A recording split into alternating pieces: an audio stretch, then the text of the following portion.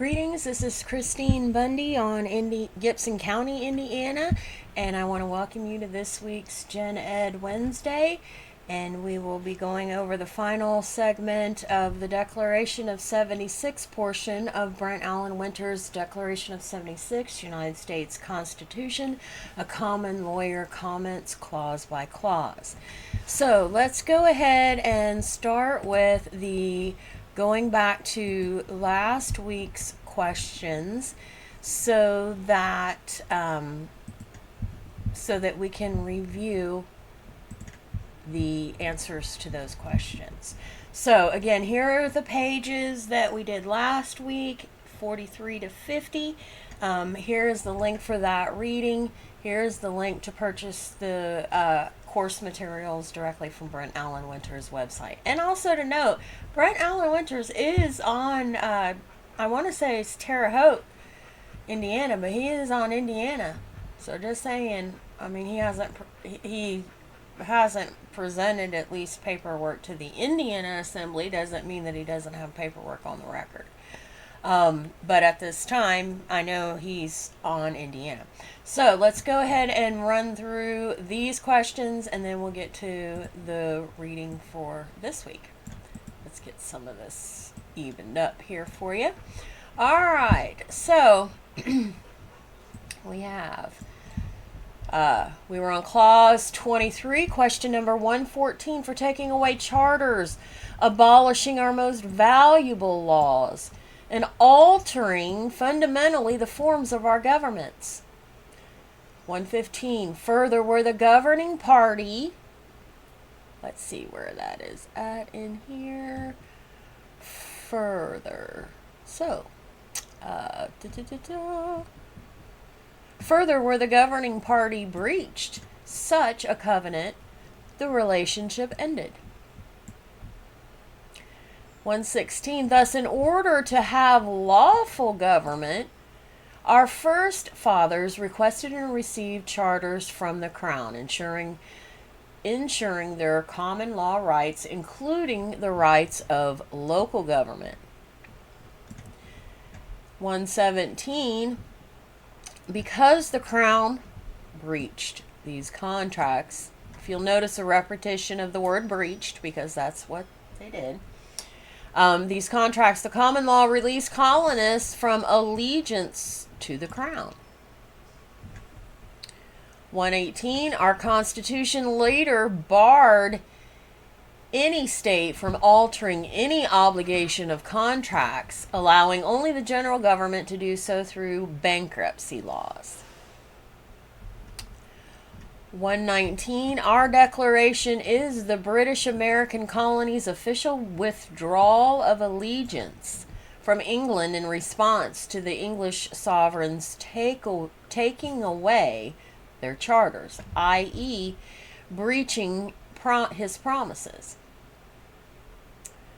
120, the American colonies, let's see, the American colonies' gesture of defiance toward British abuse of power was the signing of our declaration. Clause 24, question 121, for suspending our own legislatures, declaring themselves invested with power to legislate for us in all cases whatsoever. Question 122, for example,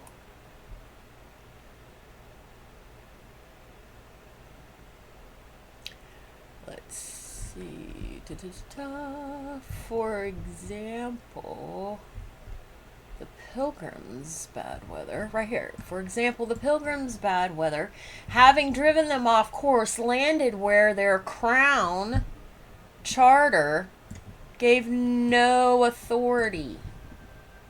123, all other colonies followed suit, and for the next 166 years, Parliament, enjoying the wealth that the colonials' free relationships of contract and trade brought, by its silence, had agreed that the common law applied on American soil.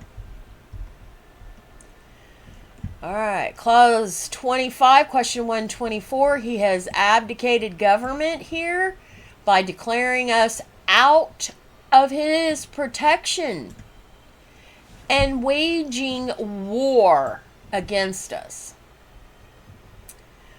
125. In fact, many colonists sought the king's favor and reward by turning on the outlawed patriots, hence the term turncoat, hunting them down and killing them, their own brethren. King George sent his army and mercenaries to murder them. 126. Records of British murder of colonials reveal merciless brutality, hunting down colonial patriots as though wild beasts to be killed for sport. Talking about living men being hunted down for sport. 127. Thus, not only did King George break faith by denying the protection of the common law, he sent his army and navy, Hessian mercenaries, and the Indian tribes against the colonies to destroy them. Thank you very much. Clause 126. Number 128. He has plundered our seas, ravaged our coasts, burned our towns, and destroyed the lives of our people. 129. George III issued a proclamation declaring that all 13 American colonies were in a state of open rebellion. Yeah, against him. 130.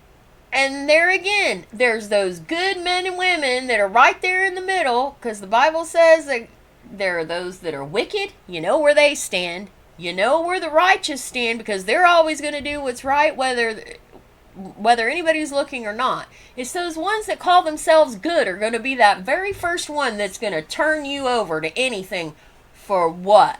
$1, $1. That greed is, and it's not that it's the money that's the root of all evil. It's that desire for the money is the root of the evil. That you would even turn on your own family with lies.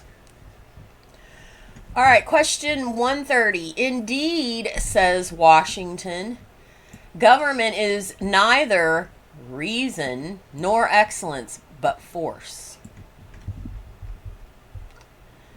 Clause 27. He is at this time transporting large armies of foreign mercenaries to complete the works of death, dissolution, and tyranny. Already begun with circumstances of cruelty and perfidy scarcely paralleled in the most barbarous ages and totally unworthy the head of a civilized nation. 132. Thus, let's see, 132. Oh, it's on here. Okay. Let's see. Thus, using enslaved Hessians, remember that's the Germans, he enslaved the British to the bankers. And I have a typo there. He enslaved the British to the bankers through the debt, and then tried to use in the Haitians to enslave the colonists to the same cabal of theft. That's what's called shenanigans. Right? And I pardon for the typo in there. Okay. 133, bottom line, bankers. Okay, pay attention, bankers. And that means that's what you're doing when you get into those mortgages. Bottom line, bankers enslave a people by debt. Their tool is the presumptive, silly, they call useful idiot. Useful idiot. You're the idiot in that you don't know what you're doing, and they're blatantly doing it in front of you, and you're useful to them because you're a source of money for them. So you're useful and an idiot. Okay? Question 134. The civil law state decrees, let's see, absolute power over its military draftees, trafficking in their lives and services, selling, leasing, and loaning its soldiers and sailors. That's where they're trying to bully force the selective service. Is that whatever it is that the men are supposed to do at 18? Is that they want them to register for the selective service? That is all there is no law that states there is no law that states that you're going to do that. That's still all voluntary. You have to consent. And they're using that as a bully tactic. Okay. Question 135. The use of mercenaries, though found in the history of common law countries, has never been a part of the common law tradition.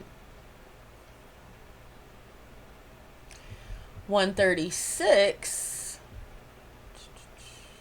Let's see, 136.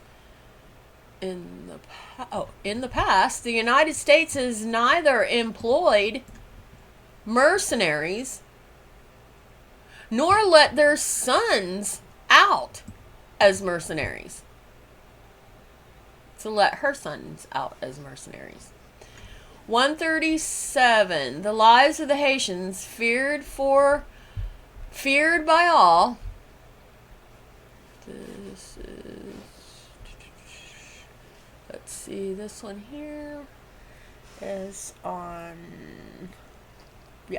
this page, and it has this, let's see, the lives of the Haitians.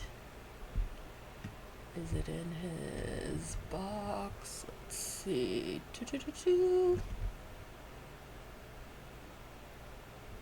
Here we go. The lives of the Haitians, feared by all for the ruthless power in battle. Ruthless prowess in battle, were sold to King George for money.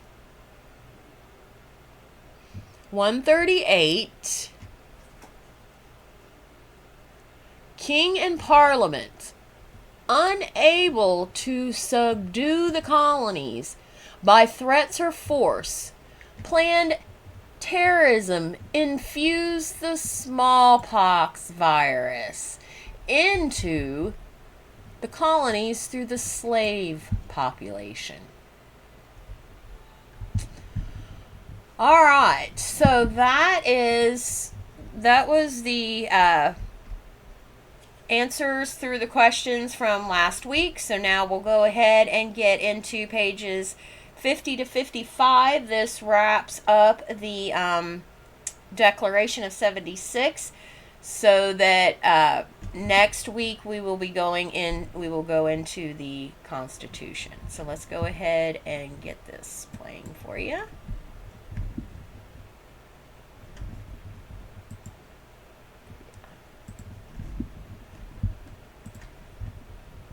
Declaration of 76, United States Constitution, a common lawyer comments, clause by clause, by Brent Allan Winters, pages 50 to 55. Clause 29. He has excited domestic insurrection among us, and has endeavored to bring on the inhabitants of our frontiers the merciless Indian savages, whose known rule of warfare is an undistinguished destruction of all ages, sexes, and conditions. Comment. The French Jesuits, for decades before, had falsely incited the Indian tribes against the New England colonists, leading them in murder of men, women, children, the elderly, and the cripple. Compare Clause 22. Now the British attempted to incite the tribes against the colonists, but with little success. In fact, the Indian tribes often fought with the Continental Army, striking into the redcoats' hearts fear of the red man's bow and the tomahawks. The British had more success inciting to insurrection colonists against colonists. In sum, Clauses 3 to 29 list criminal charges against King George and co-conspirators, showing that he is unfit for office, justifying the colony's secession. C.E.G. Battle of Brushy Creek, where Mohawks surrounded a detachment of Highlanders to cut out and eat their hearts. In Kentucky, Redmen roasted alive and ate at least 1,500 white settlers. The California genocide, where the United States government reimbursed about $1.5 million in bounty that California paid bounty hunters for Redmen scalps and heads. Clause 30. In every stage of these oppressions, we have petitioned for redress in the most humble terms. Our repeated petitions have been answered only by repeated injury. A prince, whose character is thus marked by every act which may define a tyrant, is unfit to be the ruler of a free people. Comment. Our declaration is a summing up of Congress's petitions and resolutions, which add life's color to its snapshots. Colonial Assembly's discussion of common grievances produced humble and reasonable petitions to King and Parliament for redress. Irritated, King and Parliament banned British American colonial assemblies. The colonies submitted to the common law's requirements of diffidatio. See this handbook, U.S. Declaration of 76, Clause 23, and comment. Never reacting in rashness, but the patients petitioning the British, reminding them of their breach. The British, however, returned injury for kindness. Therefore, by succeeding, the colonies obeyed right and duty. Just as admiralty, martial, canon, and administrative law are all forms of the same civil law code of Justinian sporting different labels, so also king's-crafts, unlimited monarchy, priest-crafts, false religion, and state-crafts, Greco-Roman, democratic republicanism, are a tyrant's devices of the same civil law deceit and domination. Such fraudsters are known by their doings. Thus, our declaration provides the standard whereby one can recognize a tyrant, listing acts which may define a tyrant, whether wearing the clothes of kings or priests, presidents, senators, or congressmen. The once recognized one's duty arises to follow the course of the common law in separating oneself from them. Clause 31. Nor have we been wanting in our attentions to our British brethren. We have warned them from time to time of attempts by their legislature to extend an unwarrantable jurisdiction over us. We have reminded them of the circumstances of our emigration and settlement here. We have appealed to their native justice and magnanimity, and we have conjured them, by the ties of our common kindred, to disavow these usurpations, which would inevitably interrupt our connections and correspondence. They, too, have been deaf to the voice of justice and of consanguinity. We must therefore acquiesce in the necessity which denounces our separation, and hold them, as we hold the rest of mankind, enemies in war, in peace, friends. Comment. The colonists, by exhausting their appeals, followed due process. The two foregoing clauses, 31 to 32, show regret that the British responded only with abuse. In fact, as late as May 1776, less than 2 months before our declaration signing, George Washington wrote his brother, Augustine, saying that whole delegations in the Congress were hopeful of reconciling with England. British Americans, feeling natural affection of their kinship with the British, had appealed to them in vain, as well as to Parliament, to persuade the king to relax his harsh, brutal actions toward the colonies. Remember, because England believed her soil was free soil from which arose the law of the land in Magna Carta, lex terrae, land law, common law due process, later carried into our constitutional Article 6 as law of the land. England held her soil sacred from all other land. Hence, Parliament said that the common law had no force in England's colonies. Of Britain's empire, only the people of our American colonies had British kinship.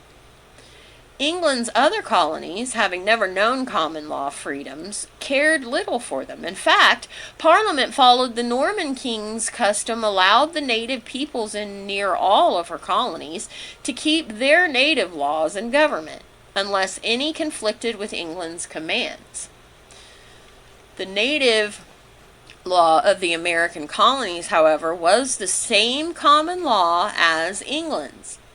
British Americans therefore demanded it as their birthright of consanguinity, i.e., common blood. Thus, our declaration appeals to ties of common kindred. In sum, Britain violated its covenants with the colonists written in their colonial charters. Clause 32. We, therefore, the representatives of the United States of America, in General Congress, assembled, appealing to the supreme judge of the world for the rectitude of our intentions, do, in the name and by authority of the good people of these colonies, solemnly publish and declare that these united colonies are, and of right ought to be, free and independent states. That they are absolved from all allegiance to the British Crown, and that all political connection between them and the state of Great Britain is and ought to be totally dissolved. And that as a free and independent states, they have full power to levy war, conclude peace, contract alliances, establish commerce, and to do all other acts and things which independent states may of right do. Comment. In this final paragraph, the signers declare that such dreadful dealings as those recounted demand that the colonies break ties of loyalty from Britain. Their conclusion uses language from Lee's resolution of independence from Britain that Congress had passed 2 days before, on 2nd July 1776. The signers, while pledging loyalty to one another, confess trust in God alone. To sum up, America justifies its founding foremost upon our forefathers' direct appeal to their personal Creator, Judge of all in heaven and on earth, bypassing every mere government of men, and appealing to the supreme judge of the world for the rectitude of our intentions, i.e., for detection of every wrong intent. With a firm reliance on the protection of divine providence, for protection of our every right act. In short, the signers cinch our declaration with trust in God and loyalty to each other, pledging all God has entrusted to them. The founders foregoing solemn appeal and reliance is a personal matter, being an act of faith in firm reliance upon the divine providence, as opposed to relying on self-justifying morality. In fact, there is no evidence that our declaration's formal respects paid to God are insincere window dressing, making the signers mockers of God. our declaration references God 5 times: our Creator, Supreme Lawmaker, the source of all rights, the world's supreme judge, and our protector. To dismiss our declaration's references to God as mere formality and thus impersonal is not only historical silliness, but ignores the personal character of such formalities. Men pay formal respect to those they hold in high personal regard, for whom they seek personal favor. The signer's foregoing avowal of trust shows our declaration to be more of dependence than of independence. To be sure, it declares our secession from Britain, ending our reliance upon her protection. But we never boast in our ability to protect ourselves, but instead confess firm reliance on the protection of divine providence. By using the name Divine Providence, the signers reveal more of the God of whom they speak in Clause 1, and upon whom they now lean in appeal.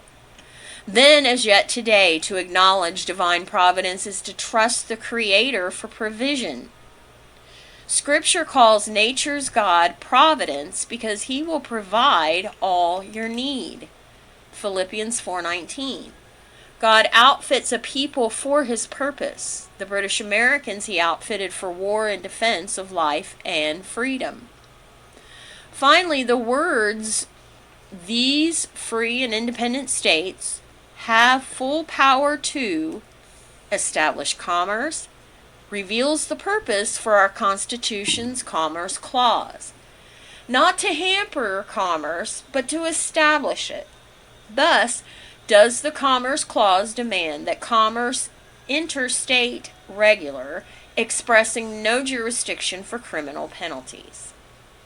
And for the support of this declaration, with a firm reliance on the protection of divine providence, we mutually pledge to each other our lives, our fortunes, and our sacred honor. Clause 32 comment. The sentence reveals that the subscribers' common object of interest is God, upon which they base on their power of contracting together. John Hancock as president of the time. Representatives from Georgia: Button Gwinnett, Lyman Hall, George Walton. Representatives from North Carolina: William Hopper, Joseph Hughes, John Penn. South Carolina representatives: Edward Rutledge, Thos Jr., Thomas Lynch Jr., Arthur Middleton.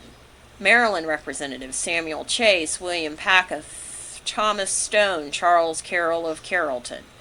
Virginia representatives: George Wythe, Richard Henry Lee, Thomas Jefferson, Benjamin Harrison, Thomas Nelson Jr., Francis Lightfoot Lee, Carter Braxton. Pennsylvania's representatives: Robert Morris, Benjamin Rush, Benjamin Franklin, John Morton, George Clymer, Jason Smith, George Taylor, James Wilson, George Ross. Delaware: Caesar Rodney, George Reed, Thomas McKean. New York: William Floyd, Philip Livingston, Francis Lewis, Lewis Morris. New Jersey representatives: Richard Stockton, Junior Witherspoon, Francis Hopkinson, John Hart, Abraham Clark. New Hampshire had presented Josiah Bartlett, William Whipple, Matthew Thornton. In the original, Matthew Thornton's signature appears last of all, after Oliver Walcott's. Massachusetts Bay: Samuel Adams, John Adams, Robert Treat, Payne, Eldridge Gary. Rhode Island: Stephen Hopkins, William Ellery. Connecticut: Roger Sherman, Samuel Huntington, William Williams.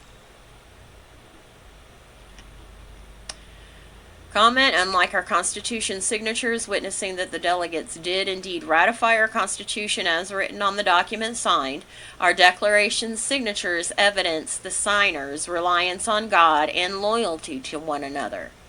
Thus, on 18 January 1777, Congress ordered the foregoing signatures printed and authenticated to hearten trust in God and loyalty to like kindred spirits. Okay, so let's go ahead and get these questions out for you, so you'll be able to work on them for next week, and we'll go over the questions at that point. Okay, Clause 28, Question 139. He has constrained our fellow citizens taken captive on the high seas to bear arms against their country, to become the executioners of their blank and blank, or to fall themselves by their hands. Question 140. Here, our declaration, blank King George with common law, blank, blank, and murder. All felonies justifying the meeting of force with force.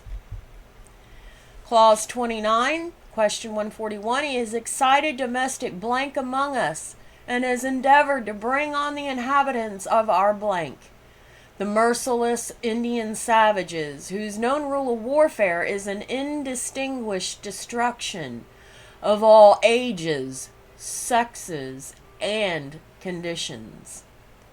Question 142. In fact, the blank tribes often fought with the blank army, striking into the redcoats' hearts blank of the red man's bow and blank. Clause 30, Question 143. In every stage of these oppressions, we have blank for blank in the most humble terms. Our repeated petitions have been answered only by repeated blank.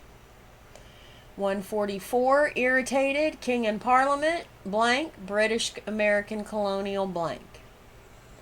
145. The colonies submitted to the common laws, blank of diffidatio, never reacting in blank, but in patience, petitioning the British, reminding them of their blank. Clause 31, Question 146. Nor have we been wanting in our attentions to our British brethren. We've warned them from time to time of attempts by their legislature to extend a blank jurisdiction over us. We have reminded them of the circumstances of our blank settlement here. Question 147. The colonists, by exhausting their blank, followed due process, show blank that the British responded only with abuse. Question 148. British Americans, feeling natural blank of their kinship with the British, had appealed to them in blank, as well as to Parliament, to persuade the King to relax his harsh, brutal actions toward the colonies. Question 149. Of Britain's blank, only the people of her blank colonies had British blank. Clause 32. Question 150. We, therefore, the representatives of the United States of America in General Congress assembled, appealing to the blank judge of the world for the rectitude of our blank, do in the name and by authority of the good people of these colonies, solemnly publish and declare that these united colonies are, and of right ought to be, free and independent states. Question 151. In this final paragraph, the signers declare that such blank dealings as those recounted demand that the colonies break ties of blank from Britain. 152. In short, the signers cinch our blank with trust in blank and blank to each other, pledging all God has entrusted to them. 153. The founders, foregoing solemn blank and blank, is a personal matter, being an act of blank in firm reliance upon divine providence, as opposed to relying on self-justifying morality. 154. But we never boast in our ability to protect ourselves, but instead confess firm reliance on the blank of divine blank. 155. Providence is to blank the blank for blank. 156. Finally, the words these free and blank states have full blank to blank commerce reveals the purpose for our Constitution's Commerce Clause, not to blank commerce, but to blank it. 157. And for the support of this declaration, with the reliance on the protection of divine providence, we mutually pledge to each other our blank our blank and our sacred blank. 158. This sentence reveals that the subscriber's common object of blank is blank, upon which they base on their power of blank together. All right, reminder, the General Assembly calls are every other Monday. The next call is on the 24th, on July the 24th. Of the time of this recording, and we have our special guest Joe on Kentucky. He's the Postal Area 4 Chief. Postal Area 4 is Indiana, Ohio, Michigan, and Kentucky. He is also the Federation's Peacekeeping Task Force Executive Director. This is for armored up state nationals and citizens that are ready, willing, and able to, and are to request to be added to the Zoom link, invite to participate, and engage in active conversation. Otherwise, able to view on the social media platforms. So the email you're looking for is "He's coming. Are you?" You will be armored up status to be able to receive that email. You have to actually respond to that email. It's not just one that you go back later and click on to show up. No, you have to actually go in and put your email in to be able to get the Zoom link details. And again, it's on training to actively support the building of all 4 pillars. Joe has agreed to support the Indiana Assembly for however long we need to, every other Monday, to be able to get to support us as we need to be able to build in building all 4 pillars of the assembly. If you're not at the point where you're ready to actually do something, please don't email me to let me know that you're not able to start anything yet.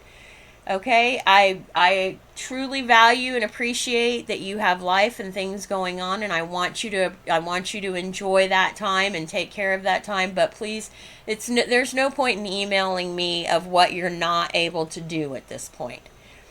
When you're ready to actually do something, to be able to come to the table to actually actively support, then start reaching out and let's start connecting. Now we're at this point.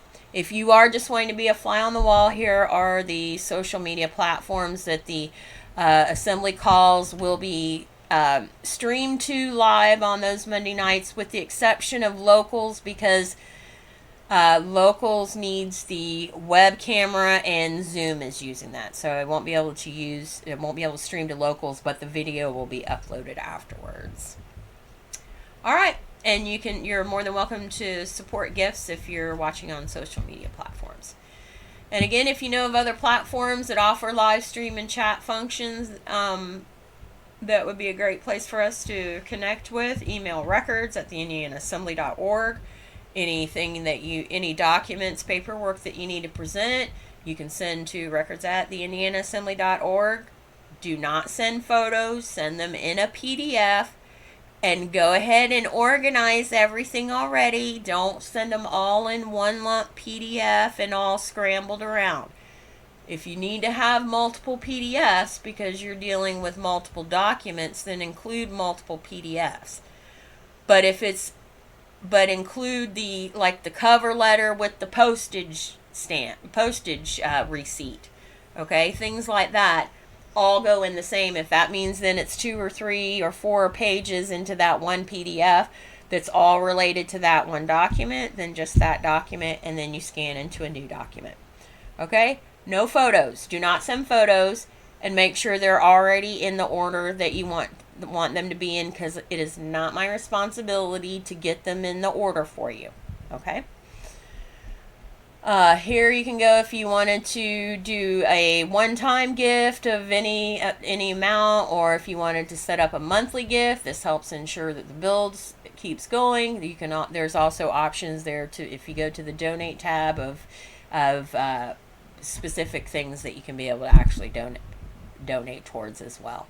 If you wanted to send cash or money order, make the money order payable to Christine Van Pelt. This is me, my married name, so that I can be able to cash the money order with the Indiana ID. Okay, and here is the address. Here's the link for Debt Redemption Center information. If you're going to purchase the debt redemption bundle, you will need to have presented that you are a published, declared, recorded, and published national status. So if you aren't already on the LRO record, I'll be asking you to confirm it. So you'll be prepared to present. And if you don't have it yet, then you'll be able to wait until you've completed your at least papering up to be able to order the debt redemption bundle. But everything that's in the debt redemption bundle is also, you can find it on the link there and how you can be able to get the stamp and everything. So, but again, can't be a U.S. citizen to be able to do the debt redemption, because U.S. citizens are the ones that are responsible to pay the debt. And you can get into serious trouble if you have not corrected your status to apply this process. And whatever you do, you are your own actions. You cannot say, well, I listened to Christine's video and she told me to do this. No. It's all guidelines, and whatever you do, you are still your own man or woman as to whether or not you do anything, or even if you follow all the way through it. Okay? It's no one else's fault but yours as to how you handle it. But also know it could take a couple of months of working through the process before you even notice anything. Okay? Here's a link to schedule with me. And then here also is to directly schedule with me for a consult. And note, if you're requesting a service that requires a fee, this is not the link. Okay, there is a separate link that is for recording and publishing. All right, so that was all that I had for today's call. So I want to thank you all. And again, on next week's call, we'll go over filling in the answers to the questions to finish up the declaration here. And then we'll go through the reading of the starting of going into the Constitution, continuing with Brent Allan Winters. So I want to thank you, love and peace to you all, and I will see you on the next call.